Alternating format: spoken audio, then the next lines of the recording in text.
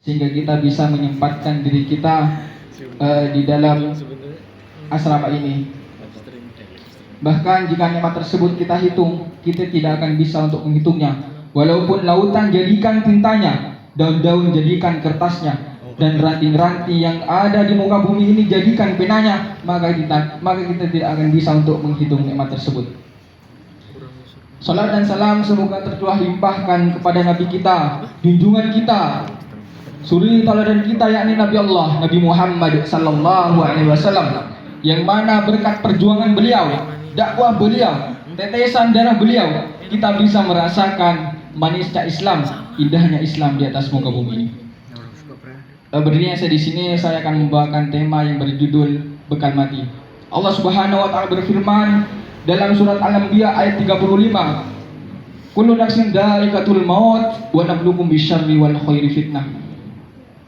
Tiap-tiap yang berjiwa, yang bernyawa pasti akan merasakan yang namanya kematian. Dan Allah akan menguji kamu dengan kebaikan dan keburukan sebagai cobaan yang sebenar-benarnya. Wa ilaina turja'un, dan kepadanya lah kami akan dikembalikan. Sudah banyak orang-orang yang meninggal dunia, tidak sedikit di antara mereka ada yang dari tetangga kita, kerabat kita, teman-teman kita, bahkan ada yang dari keluarga kita. Kapanpun dan dimanapun pasti akan mengalami yang namanya meninggal dunia. Kullu nafsin dha'iqatul maut, setiap yang bernyawa pasti akan mengalami yang namanya meninggal dunia. Kematian adalah sesuatu yang pasti kita hadapi, sesuatu yang menjadi gerbang dari kehidupan dunia menuju gerbang kehidupan akhirat adalah kematian. Allah Subhanahu wa taala berfirman dalam surat Al-Baqarah ayat 28, "Kaifa takfuruna billahi wa kuntum amwatan fa ahyakum." Bagaimana kamu ingkar kepada Allah Subhanahu wa taala padahal kamu tadinya mati, kemudian Dia menghidupkan kamu kembali. Summa yumitukum summa yuhyikum. Kemudian Dia mematikan kamu dan menghidupkan kembali. Summa ilaihi turja'un. Kemudian kepadanya lah kami akan dikembalikan. Maka dalam ayat ini tafsir Ibnu Katsir menjelaskan tentang kuasaan Allah Subhanahu wa taala. Dan sungguh anehlah orang yang ingkar kepada Allah Subhanahu wa taala. Padahal manusia itu awalnya tidak ada di muka bumi ini, kemudian Allah menjadikannya ada di atas muka bumi ini.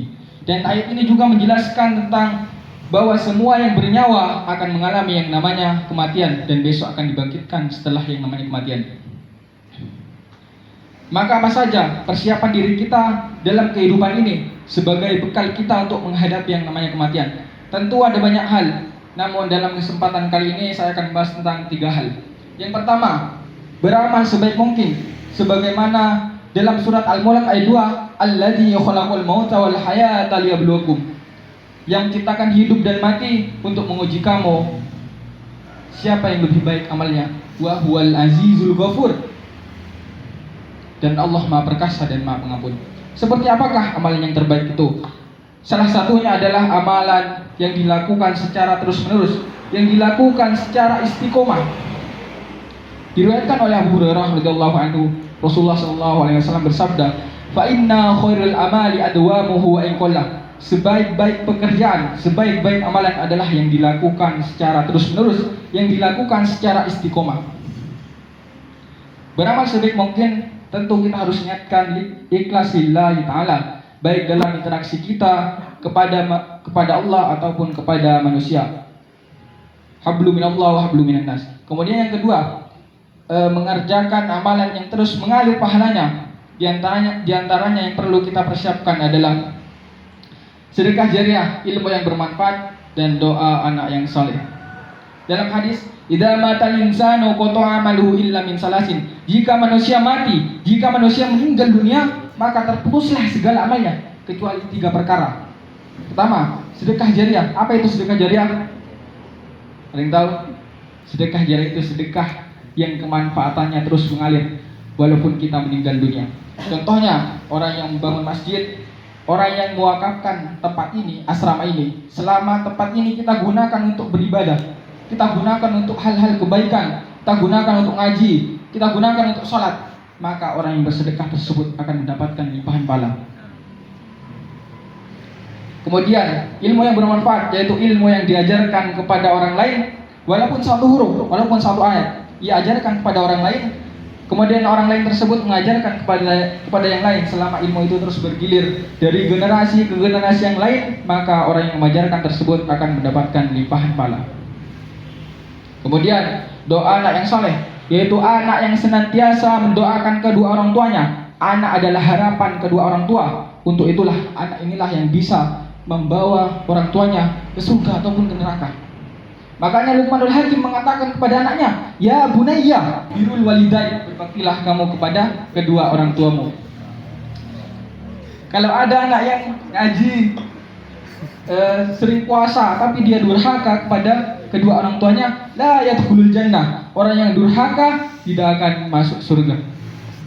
Saya ada sebuah kisah, seorang pemuda, namanya itu tersanjung di langit. Dia sezaman dengan Rasulullah, tapi tidak bertemu dengan Rasulullah. Bahkan sahabat Umar dan Ali itu meminta doa kepada pemuda tersebut karena baktinya dia kepada ibunya. Ada yang tahu namanya siapa? Namanya adalah Uwais Al-Qarni. Hidup di padang pasir yang tandus, Hadramaut di negeri Yaman. Dia fakir miskin dan dia memiliki seorang ibu yang cacat.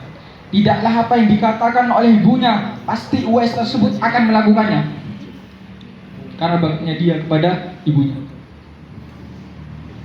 Suatu ketika ibunya ini mendatangi Uwais tersebut. "Wahai Uwais, ibu sudah tua. Andaikan kematian mendatangi ibu, tidakkah ibu pengen merasakan yang namanya haji?" Sehingga Uwais tersebut tidak bisa menjawab apa. Dia bengong karena kalau haji kan pasti membutuhkan yang namanya bekal, membutuhkan yang namanya kendaraan. Sedangkan Uwais ini tidak memiliki apa-apa. Nah, kemudian terbenaklah dalam pikirannya itu, dia membeli anak seekor sapi. Kemudian sapi tersebut ia gendong dari padang pasir ke atas bukit. Ia lakukan tiap hari. Bahkan ada orang yang mengejeknya bahwa Uwais tersebut orang gila. Tapi dia teguh dalam pendiriannya. Dia tetap istiqomah. Sehingga bertambahnya hari, bertambahnya bulan, sapi yang digendong oleh Uwais tersebut bertambah berat. Bahkan ada yang mengatakan 100 kg lebih.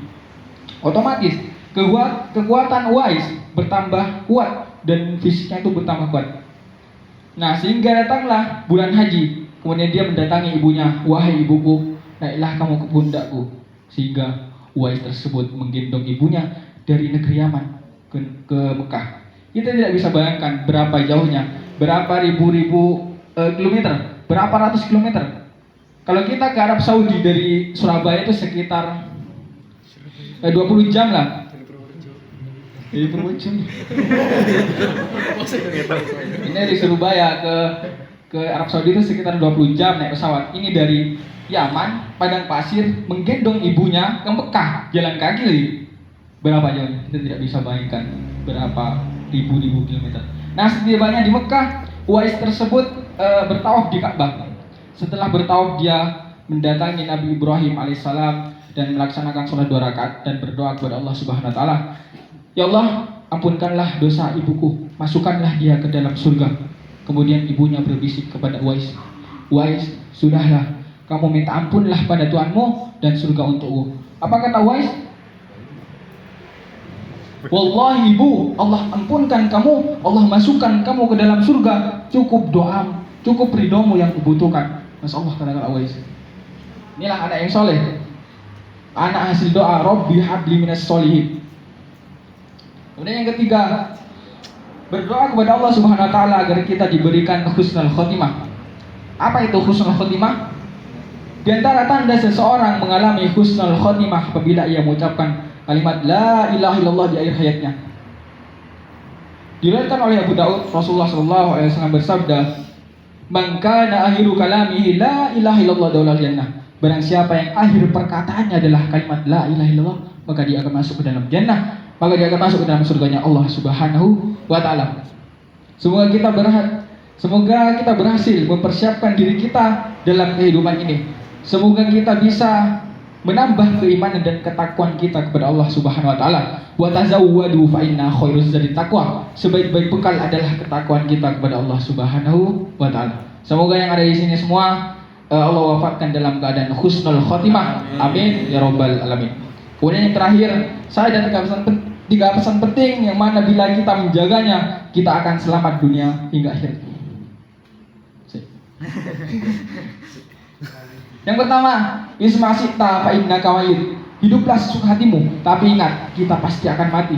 Yang kedua, wa ahbib ma syi'ta fa innaka mufariquh. Dan cintailah siapa saja yang hendak engkau cintai, tapi ingat kita pasti akan berpisah dengannya. Yang ketiga, wa'mal ma syi'ta fa innaka majziyun bih. Dan berbuatlah sekehendak hatimu, tapi ingat kita pasti akan mendapatkan balasannya. Maka sebaik-baik kehidupan di dunia ini adalah hanya untuk beribadah kepada Allah Subhanahu wa taala.